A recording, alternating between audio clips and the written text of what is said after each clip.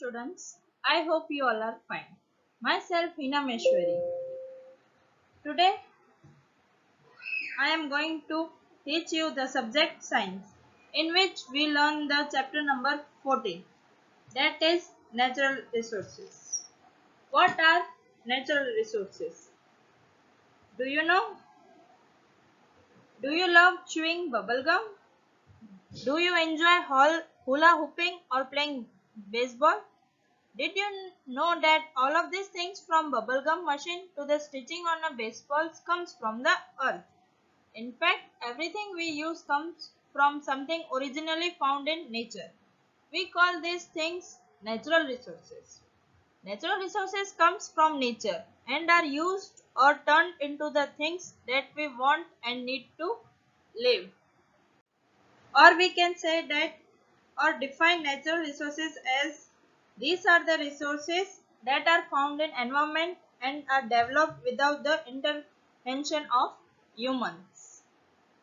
Now come to the next topic, that is resources on the earth.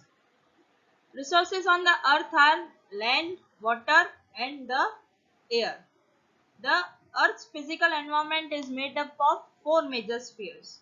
First one is atmosphere. Air that covers the whole of the earth like a blanket is called atmosphere. And also atmosphere consists of air with different gases present in it like oxygen, nitrogen, carbon dioxide and other gases. Ozone present in the stratosphere helps the life forms from harmful ultraviolet radiation of the sunlight. Various gases present in the atmosphere are useful for combustion, respiration and photosynthesis. Second, hydrospheres. Sum of all water bodies is called hydrosphere, or water available in various forms on the earth is called hydrosphere. Water exists in solid, liquid and gaseous. It is used by all life forms for their survival. Water helps in the transportation of nutrients, dissolved nutrients and minerals in it. Make it available for the plants. Now third one is lithosphere. The outer crust of the earth is called lithosphere. That is soil. The soil provides all the nutrients for all organisms. Now fourth one is biosphere. The life supporting zone of the earth where the atmosphere, hydrosphere and lithosphere interact and make life possible is called biosphere. Now come to the next topic, that is renewable and non-renewable resources. Here the renewable and non-renewable sources are two types of natural resources. Now types of natural resources. Based on the availability, there are two types of natural resources. First, renewable resources. Resources that are available in infinite quantity and can be used repeatedly are called renewable natural resources. Or we can say that resources that will continue to replenish themselves, usually by reproducing or growing again, is known as renewable natural resources. The examples of renewable resources are forest, wind, water, sunlight and plants, etc. Now the second one is non-renewable resources. Resources that are available in abundance due to the non-renewable nature and whose availability may run out in the future are called non-renewable resources. Or we can say that resources, however, cannot grow back once they have been used up, and the earth will not make more for us to use. This is known as non-renewable resources. The examples of non-renewable resources are fossil fuels, coal, petroleums, oils, minerals like bauxite and gold, etc. This is the examples of renewable and non-renewable energy. Now the difference between renewable and non-renewable resources. Renewable resources, it can be renewed as it is available in infinite quantity. Non-renewable resources, once completely consumed, it cannot be renewed due to limit stock. Renewable resources, sustainable in nature, and non-renewable resources exhaustible in nature. Third, renewable resources is low cost and environment friendly. But non-renewable resources is higher cost and less environment friendly. Fourth one, renewable resources, it replenish quickly. But non-renewable resources cannot replenish slowly or do not replenish naturally at all. Now this is about the difference between. Now our this is the examples of renewable and non-renewable resources. Now the next topic of our chapter is the breath of life, that is an air. Now everyone knows that what is air. Air that we breathe out and breathe in. In this, the air is described as the transparent covering of gases around the earth is termed as atmosphere, which is arranged concentrically around the earth's surface in the forms of many layers. The main layers from earth's surface to space includes four types of layers. That first one is troposphere. The troposphere is the lowest layer of the Earth's atmosphere, and it is also where nearly all weather conditions take place. Second one is stratosphere. It is the second major layer of Earth's atmosphere. It is just above troposphere and below the mesosphere. Now the third one is mesosphere. The region of the Earth's atmosphere above the stratosphere and below the altitude between 50 to 8 km is known as mesosphere. Now last one is the thermosphere. This layer of atmosphere causes photoionization of molecules, that it creates ions in the ionospheres. Okay, this is about the layers of Earth's surface. Now the air of normal atmosphere comprises of 78% nitrogen, 21% of oxygen, 0.03% of carbon dioxide, a small amount of carbon monoxide, helium, argon, hydrogen, and also other gases.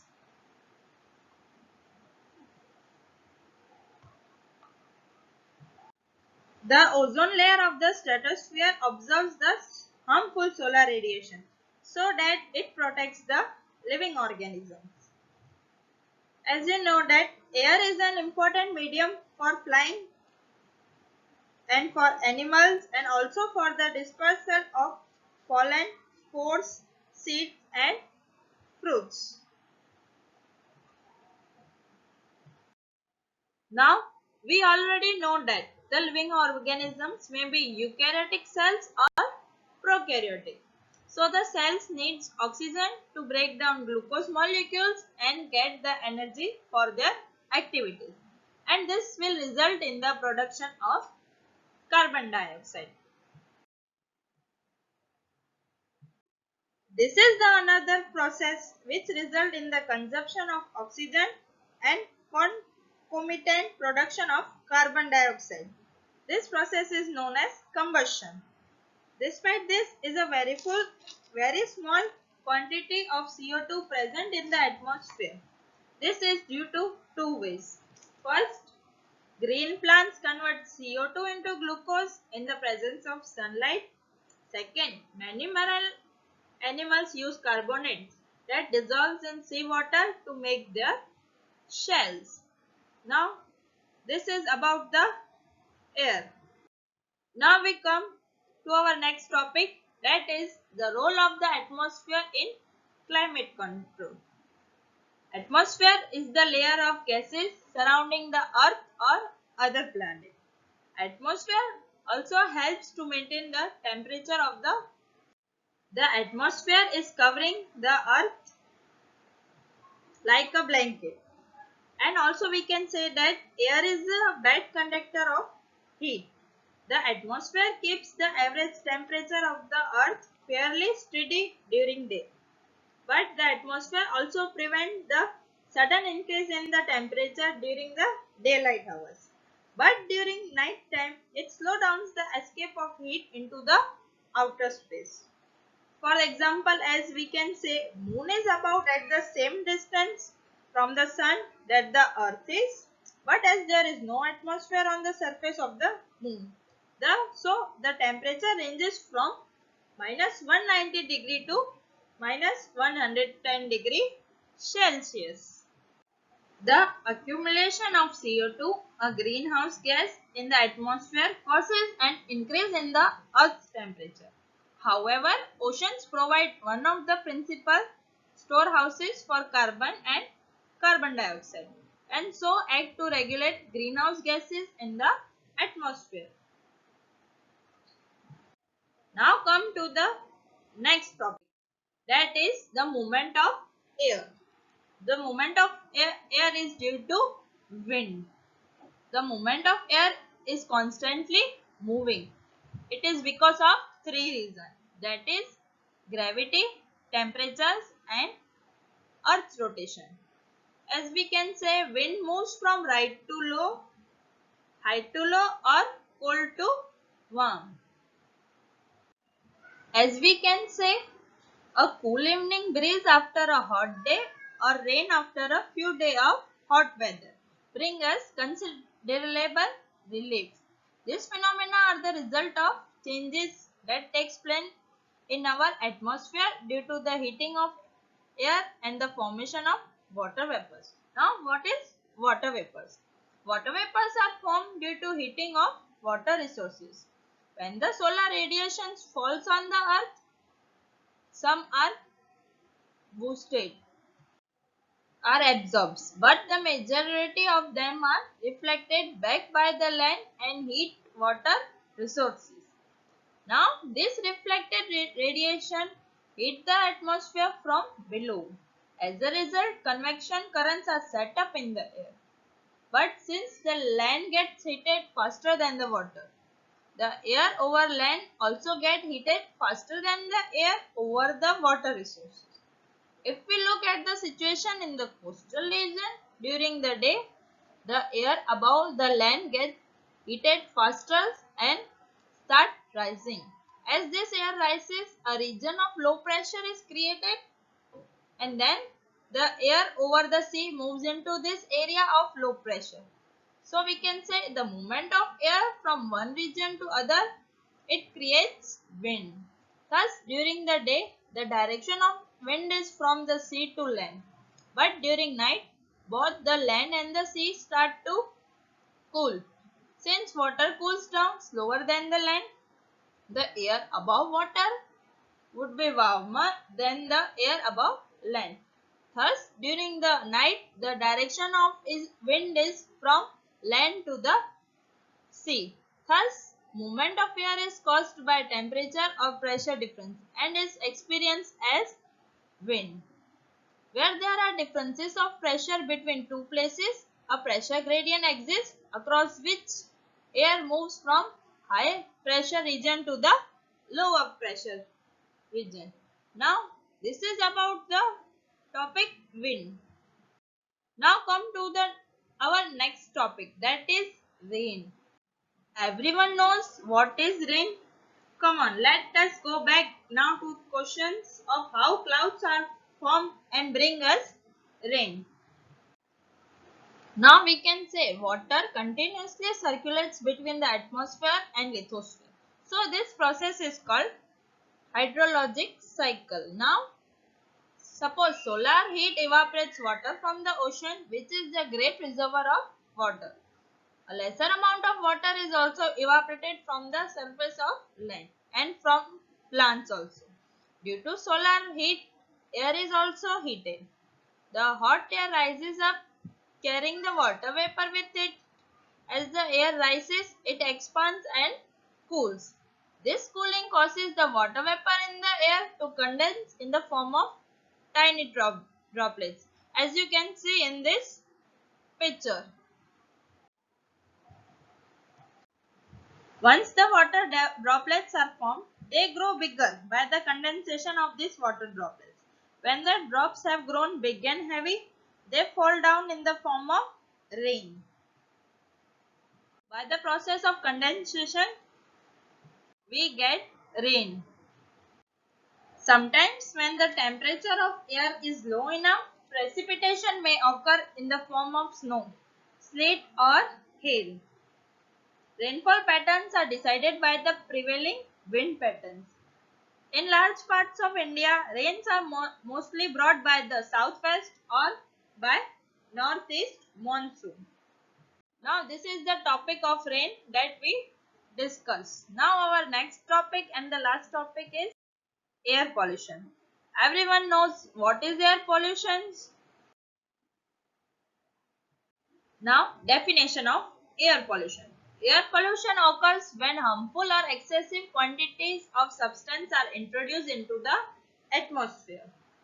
Or we can say that air pollution also refers to the release of pollutant into the air that are detrimental to human health and the planet as whole. This is about the definition of air pollution. Air pollution also release into the atmosphere of various gases, finely divided solids or finally dispersed liquid. Aerosols at rates that exceed the natural capacity of the environment to dissipate and dilute or absorb them. These substances may reach concentration in the air that cause undesirable health, economic or aesthetic effect. Now we will talk about smoke. Smoke is also an air pollution that reduces visibility, and it comes from the word smoke and fog. By combining this word, we form a word that is smoke. Smoke is usually comes from the burning coal. Or we can say smoke, it is a presence of high levels of the pollutants like unburned carbon particles, smoke oxides of nitrogen, sulfur, carbon, etc. It lowers the visibility in cold weather when water also condenses in air. So this is known as smoke. Smoke was common in industrial areas and remains a familiar sight in cities today. Today's most of the smoke we see is photochemical smoke. Photochemical smoke is produced when sunlight reacts with nitrogen oxide and at least one volatile organic compound, that is VOC in short, in the atmosphere.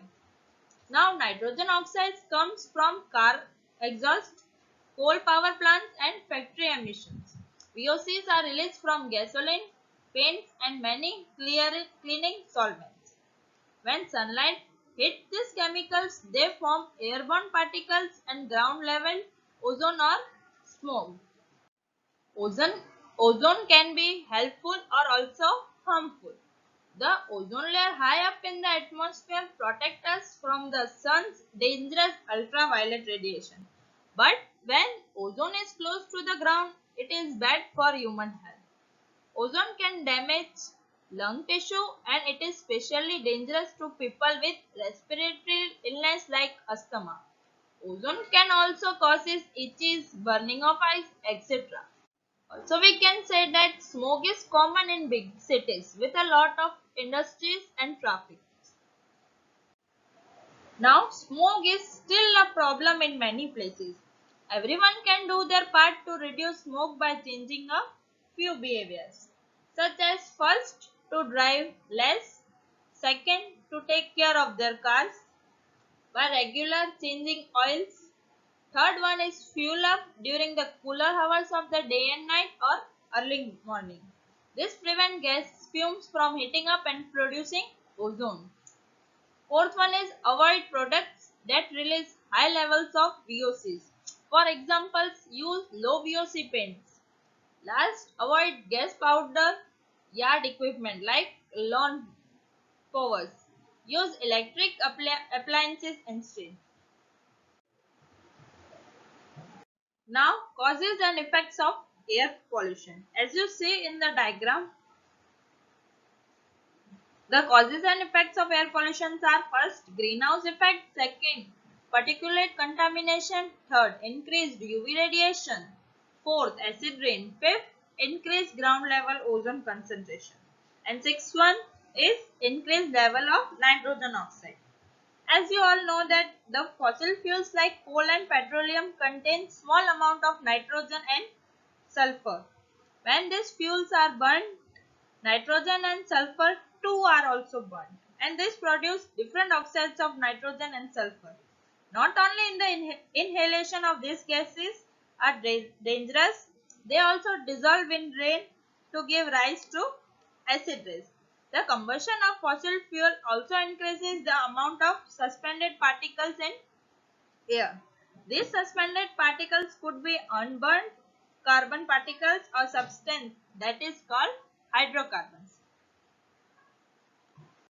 Now come to next slide, that is sources of air pollution.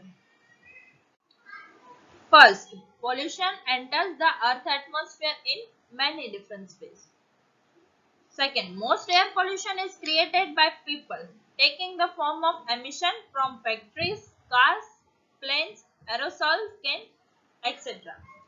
Cigarette smoke is also considered the air pollution, and these man-made sources of pollution are called anthropogenic sources.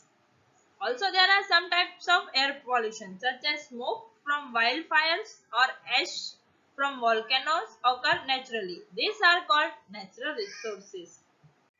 Air pollution is the most common in large cities where emission from many different sources are concentrated.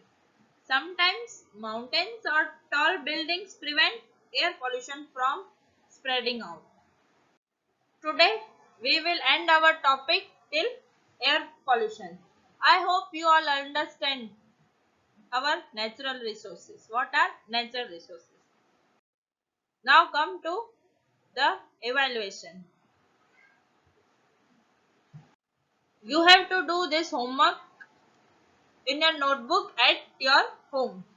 Our first question is, why is the atmosphere essential for life? Second question, what causes wind? Third, how are clouds formed? Fourth one is, what is smoke? Fifth one is, what are the diseases caused by air pollution? Sixth, what is the role of the atmosphere in the climate control? And last question but not the least, what is air pollution, how it is caused, give its two harmful effects. Thank you.